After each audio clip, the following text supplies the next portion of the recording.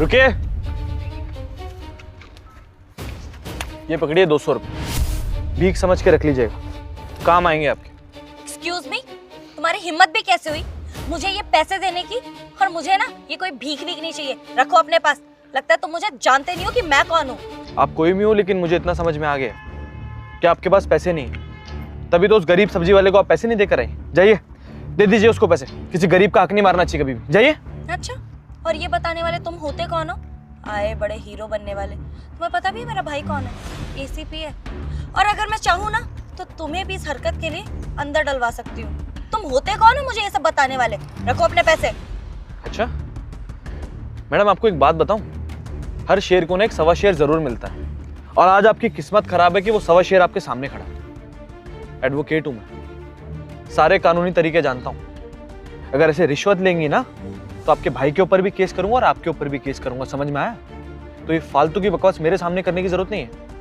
और वैसे भी अभी नई नई ज्वाइनिंग हुई है मेरी, तो मुझे तो ऐसे केसेस चाहिए ही जहाँ पे कोई पुलिस वाला किसी से रिश्वत ले रहा हो, उसकी बहन किसी से बदतमीजी कर रही हो। मेरी प्रोफाइल के लिए तो बहुत अच्छा है। आप एक काम कीजिए, आप जाइए, फिर मैं बताता हूँ कि मैं क्या कर सकता हूँ आपके भाई के साथ और आपके साथ, इवन आपकी भाभी के साथ भी, क्योंकि इन्होंने भी तो साथ दिया है ना उसका। तान्या रहने दे यार, क्यों प्रॉब्लम ले रही है सर पे? तेरे भाई को पता चल गया ना कि हम उनके नाम का फायदा उठा रहे हैं तो वो हमें मार डालेंगे, और ऊपर से केस होगा, बदनामी होगी, वो अलग। इतनी बड़ी बात नहीं है, सॉरी बोल और चलते हैं यहाँ से। ठीक है भाभी, ओके। देखिए आई एम सॉरी, और मैं वो उन भैया से भी माफ़ी मांग लूँगी और उनके पैसे भी वापस कर दूँगी।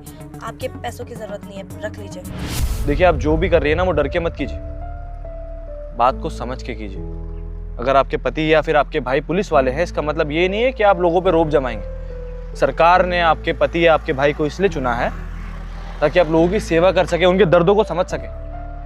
लेकिन ये जो आप पोस्ट का गलत फायदा उठा रही है ना, ये बहुत ज्यादा गलत कर रही है आप। गरीब आदमी है बेचारा, वो 200 रुपए की सब्जी में कितना ही बचा रहा होगा? 10 रुपए, 20 रुपए, 30 रुपए, अच्छा 40 रुपए। 40 रुपए में कुछ नहीं होता, और ऐसे 200 रुपए की 10 बार सब्जी बेचेगा ना, तब जाके 400 रुपए बनेंगे मैडम, और तब जाके शायद वो एक दिन अपना घर चला सकता है। लेकिन आप जैसे 2 लोग और आ गए ना, तो 20 ग्राहकों को सब्जी देने के बावजूद उसका नुकसान खत्म नहीं होगा। आप लोगों के लिए 200 रुपए कोई बड़ी बात नहीं है, लेकिन उस इंसान के लिए है। समझ में आया आपको? लेकिन आप लोगों को शायद ये बात अभी भी समझ नहीं आएगी। जानती है क्यों? क्योंकि जिस पोस्ट पे आपका भाई है ना, उस पोस्ट के लिए आपके भाई ने मेहनत की, आपने नहीं। समझ में आया? और आपकी भाभी शायद आपको समझा भी रही थी